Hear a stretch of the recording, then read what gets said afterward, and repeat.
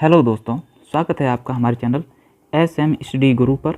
मैं हूं निशांत पाठक और मैं आप लोगों का अपने टारगेट बैच में स्वागत करता हूं।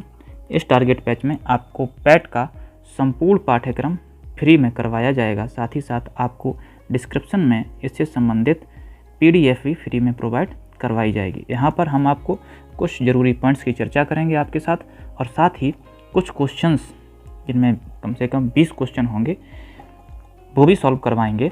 लास्ट में आपको एक क्वेश्चन दिया जाएगा जिसका आंसर आप कमेंट करके दे सकते हैं। तो चलिए अब हम अपने पॉइंट्स की तरफ बढ़ते हैं, जो मोस्ट इम्पॉर्टेंट पॉइंट्स होंगे आपके पैट के एग्ज़ाम के लिए। तो चलिए अब हम अपना दूसरा भाग वैदिक संस्कृति शुरू कर रहे हैं। तो चलिए तो देखते हैं पहला पॉइंट। वैदिक शब्द वेद से बना है। किससे बना है? वेद से। और वेद का अर्थ ज्ञान होता है। क्या? ज्ञान। मतलब अगर वैदिक शब्द है वो किससे बना है? वेद से बना है, और वेद का अर्थ क्या है? ज्ञान। जबकि आर्य शब्द भाषा सूचक है। कैसा शब्द है? भाषा सूचक। कौन? आर्य शब्द, जिसका अर्थ है श्रेष्ठ या कुलीन। मतलब आर्य किससे संबंधित है? श्रेष्ठ या कुलीन से। एवं क्लासिकीय संस्कृत में आर्य का शब्द है एक उत्तम व्यक्ति। क्लासिकी संस्कृत मतलब जो पहले की संस्कृत के बाद आई, या पुरानी संस्कृत कह सकते हैं। उसका अर्थ क्या है? एक उत्तम व्यक्ति। तो यहाँ पर हम ये कुछ पांडुलिपियाँ देख सकते हैं। तो नेक्स्ट पॉइंट, वैदिक काल को 2 भागों में विभाजित किया जाता है। किन 2 भागों में? पहला ऋग्वैदिक अथवा पूर्व वैदिक काल। पहला कौन सा है? ऋग्वैदिक या पूर्व वैदिक काल, जो कब से कब तक है? 1500 ईसा पूर्व से लेकर 1000 ईसा पूर्व तक। एवं उत्तर वैदिक काल, जो 1000 ईसा पूर्व से लेकर 600 ईसा पूर्व तक है। तो वैदिक काल के 2 भाग हैं, पहला ऋग्वैदिक काल, दूसरा पूर्व वैदिक काल। तो पहला जो ऋग्वैदिक काल है, जो ऋग्वैदिक काल अथवा पूर्व वैदिक काल है, वह कितने से कितने तक है? 1500 ईसा पूर्व से लेकर 1000 ईसा पूर्व तक। एवं जो उत्तर वैदिक काल है वह 1000 ईसा पूर्व से लेकर 600 ईसा पूर्व तक है। नेक्स्ट पॉइंट की चर्चा करते हैं। ऋग्वेद में लोहे का उल्लेख नहीं है तथा उत्तर वैदिक ग्रंथों में लोहे का उल्लेख मिलता है। मोस्ट इंपॉर्टेंट पॉइंट है कि ऋग्वेद में लोहे का प्रयोग मतलब नहीं दर्शाया गया है, जबकि उत्तर वैदिक के ग्रंथों में लोहे के प्रयोग की चर्चा की गई है। नेक्स्ट हम बात करते हैं। ऋग्वेद के नदी सूक्त में 21 नदियों का वर्णन है, जिसमें सबसे पश्चिम में कुमा तथा सबसे पूर्व में गंगा है। तो कितने नदियों का वर्णन है? 21। पश्चिम में कुमा नदी और पूर्व में गंगा नदी। नेक्स्ट हम बात करते हैं। ऋग्वेद में सिंधु नदी का सर्वाधिक बार उल्लेख हुआ है। किसका? सिंधु नदी का, ये याद रखना है। जबकि ऋग्वैदिक आर्यों की सबसे पवित्र नदी सरस्वती थी। आर्यों की सबसे पवित्र नदी कौन सी थी? सरस्वती। और सबसे अधिक चर्चा किसकी है? सिंधु नदी की। उस सरस्वती नदी को माते तमा, देवी तमा एवं नदी तमा नदियों में प्रमुख कहा गया। किसी? सरस्वती। कौन कौन? माते तमा, देवी तमा और नदी तमा, यानी नदियों में प्रमुख। कौन? सरस्वती। पवित्र नदी सरस्वती किनकी है? आर्यों की। लेकिन सबसे अधिक चर्चा किसकी है? सिंधु नदी की। नेक्स्ट हम बात करते हैं। सिंधु नदी को उसके आर्थिक महत्व के कारण हिरण्यनी कहा गया। किसे? सिंधु नदी को। तथा इसके गिरने की जगह परावत अर्थात अरब सागर बताई गई, जो आज भी अरब सागर में ही गिरती है। नेक्स्ट हम बात करते हैं। वैदिक साहित्य को श्रुत भी कहा जाता है, जिसका शाब्दिक अर्थ है सुना हुआ। मतलब जो भी वेद लिखे गए हैं वो कैसे लिखे गए? सुनकर। नेक्स्ट हम बात करते हैं। वेद 4 हैं, ऋग्वेद, सामवेद, यजुर्वेद तथा अथर्ववेद। ऋग्वेद, यजुर्वेद तथा सामवेद को देवत्रयी या त्रयी कहा जाता है। किन्हें? ऋग्वेद को, यजुर्वेद को तथा सामवेद को।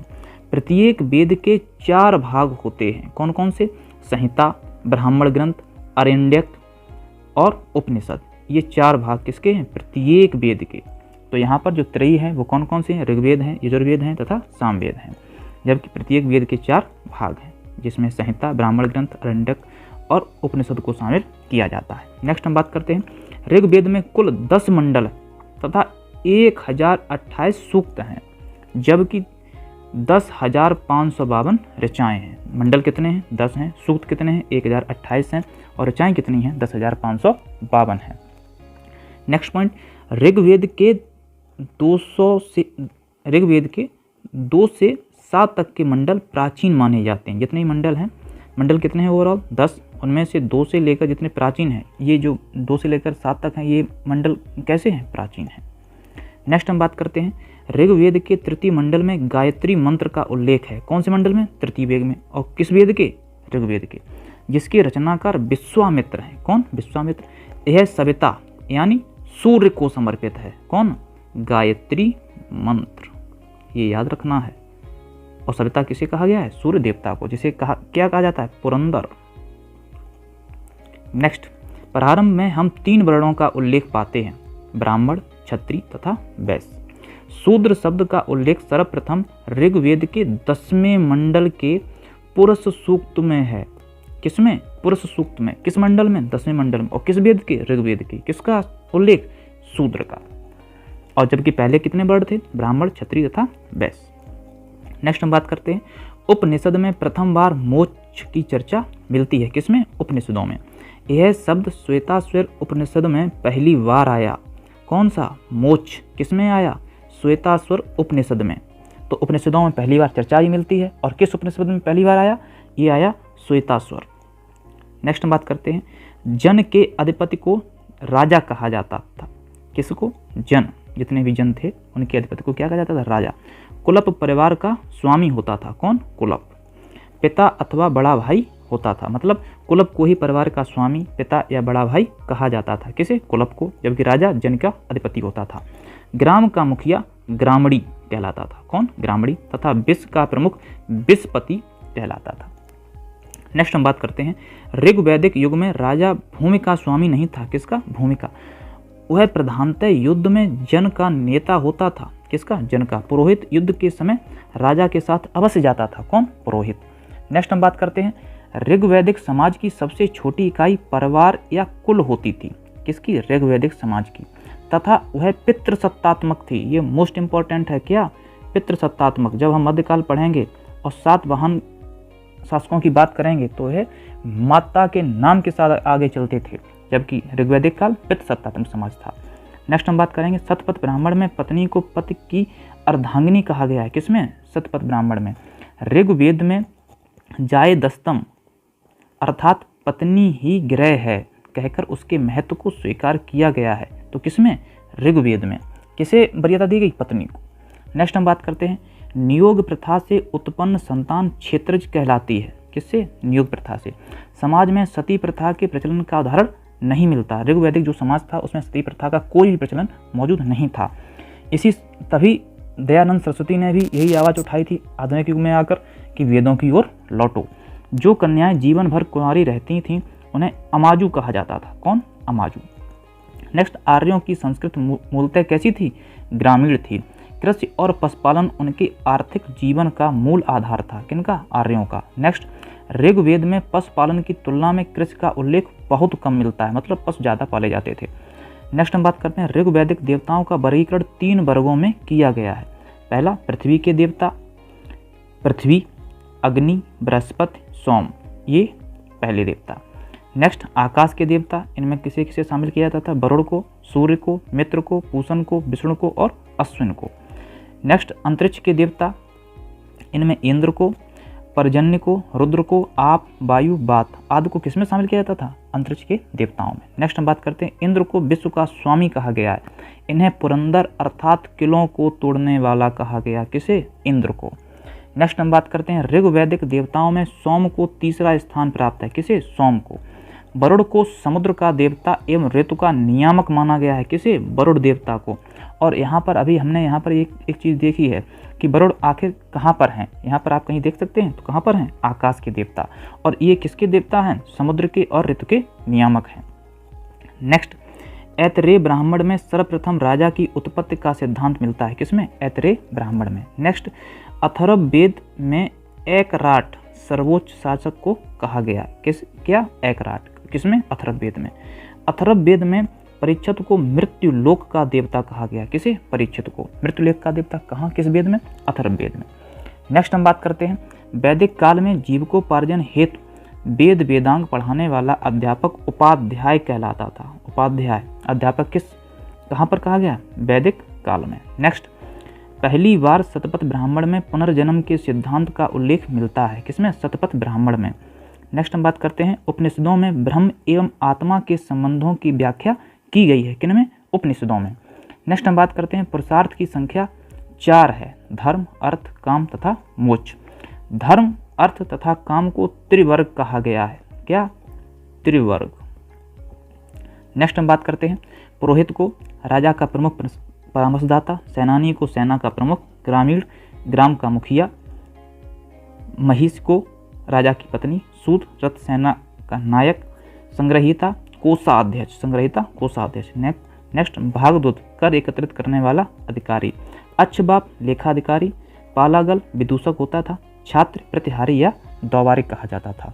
यहाँ पर हम दर्शन की भी चर्चा कर लेते हैं। चारवाक दर्शन के प्रवर्तक चारवाक हैं। योग के पतंजलि, सांख्य के कपिल, न्याय के गौतम, पूर्व मीमांसा के जैमिनी, उत्तर मीमांसा के बादरायण और वैशेषिक के कड़ाद या उलूक। नेक्स्ट, अश्वमेघ यज्ञ सर्वाधिक महत्वपूर्ण यज्ञ था तथा इसमें राजा द्वारा साम्राज्य की सीमा में वृद्धि के लिए घोड़े को स्वतंत्र छोड़ दिया जाता था। किसमें? अश्वमेघ यज्ञ में। राजसूय यज्ञ में राजा के राज्य अभिषेक से संबंधित प्रावधान किए जाते थे। किसमें? राजसूय यज्ञ में। नेक्स्ट, वाजपेयी यज्ञ राजा द्वारा अपनी शक्ति के प्रदर्शन के लिए रथ दौड़ का आयोजन किया जाता था। किसमें? वाजपेयी यज्ञ में। नेक्स्ट, अग्निष्टोम यज्ञ में पापों के क्षय और स्वर्ग की ओर ले जाने वाली नाव के रूप में वर्णित है। कौन? अग्निष्टोम यज्ञ।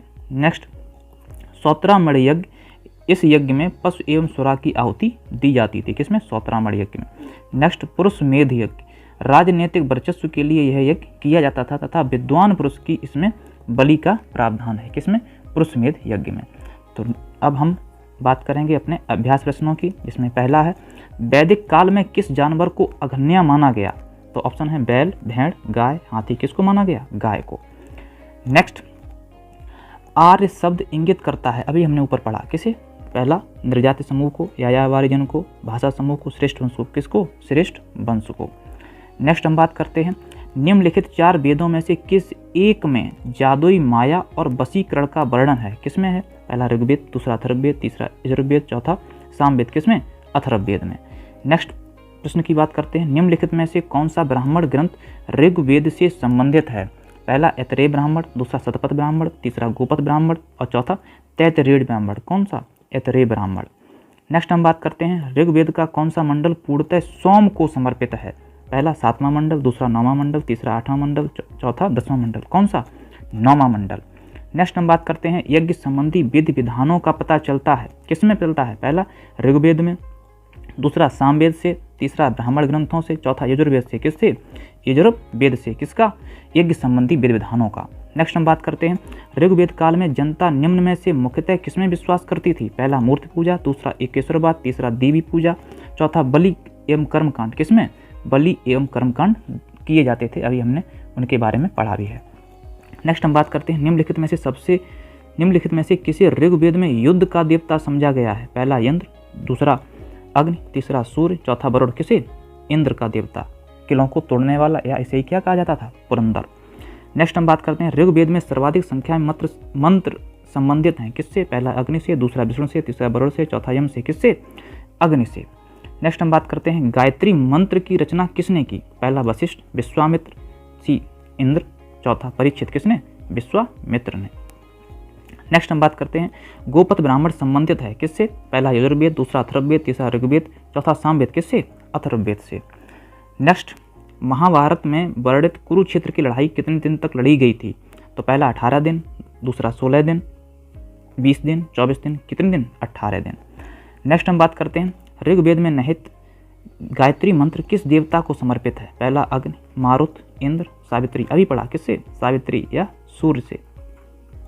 नेक्स्ट हम बात करते हैं निम्न में कौन सा उपवेद नहीं है? पहला धनुर्वेद, शस्त्र वेद, यजुर्वेद, योगवेद। ये मूलतः 4 हैं, जिसमें से योगवेद उपवेद नहीं है। नेक्स्ट हम बात करते हैं वैदिक देवता इंद्र किसके देवता हैं? पहला तूफान के, हवा के, वर्षा चक्रवात के, अग्नि के। किसके? वर्षा एवं चक्रवात के। नेक्स्ट हम बात करते हैं महाजनी प्रथा का सर्वप्रथम उल्लेख निम्नलिखित में से किस प्राचीन ग्रंथ में हुआ है? पहला रामायण, दूसरा शतपथ ब्राह्मण, तीसरा महाभारत, चौथा उपनिषद। किसमें? शतपथ ब्राह्मण में। नेक्स्ट हम बात करते हैं वेदों के गद्य प्रकरण क्या कहलाते हैं? उपनिषद, संहिता, ब्राह्मण, अरण्यक क्या कहलाते हैं? ब्राह्मण। नेक्स्ट हम बात करते हैं शतपथ ब्राह्मण और तैत्तिरीय ब्राह्मण किस ब्राह्मण के मूल पाठ हैं? मतलब शतपथ ब्राह्मण और तैत्तिरीय ब्राह्मण किस ब्राह्मण के मूल पाठ हैं? किसके? ऋग्वेद के। नेक्स्ट हम बात करते हैं पंचगव्य में निम्नलिखित में से क्या सम्मिलित नहीं किया जाता? पहला गाय का दूध, गाय का घी, गाय का गोबर, तुलसी। किसको? पंचगव्य में तुलसी को शामिल नहीं किया जाता। और ये लास्ट क्वेश्चन आप लोगों के लिए है कि प्राचीनतम वेद कौन सा है? पहला सामवेद, दूसरा ऋग्वेद, तीसरा अथर्ववेद, चौथा यजुर्वेद। इस क्वेश्चन का आंसर आप कमेंट करके दे सकते हैं और साथ ही आप हमें कमेंट में यही बता सकते हैं कि आपको हमारा कौन सा सेगमेंट अच्छा लगा। आप हमारे वीडियो को लाइक कर सकते हैं, शेयर कर सकते हैं, ज़्यादा से ज़्यादा लोगों के साथ पहुंचा सकते हैं, कमेंट कर सकते हैं, साथ ही हमारे चैनल को सब्सक्राइब भी कर सकते हैं। आपका हमारे वीडियो देखने के लिए बहुत बहुत धन्यवाद। आपका दिन शुभ हो।